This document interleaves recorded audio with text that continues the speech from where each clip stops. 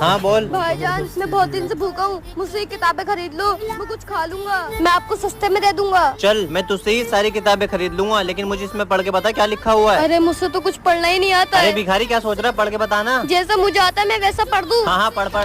ए से अल्लाह से डरो, बी से बिस्मिल्लाह से शुरू करो, सी से चोरी मत करो, डी से दिन के रास्ते पे चलो, ई से ईमानदार रहो, एफ से फर्ज अदा करो, जी से गुनाहों से बचो, एच से हज अदा करो, आई से इबादत करो, जे से जमात के साथ नमाज अदा करो, के से कलमा पढ़ो, एल से ला इलाहा इल्लल्लाह, एम मुहम्मदुर रसूलुल्लाह, एन नमाज अदा करो, ओ उम्र का लिहाज करो, पी से पर्दा करो, क्यू कुरान की तिलावत करो, आर रोजा रखो, एस शुक्र अदा करो, टी तौबा करो, यू उम्मीद रखो, वी वज़ू करो, डब्ल्यू वक्त की कदर करो, एक्स एक्स्ट्रा नफिल पढ़ो, वाई यकीन अल्लाह पे रखो, जेड से जिक्र हमेशा अल्लाह का करो।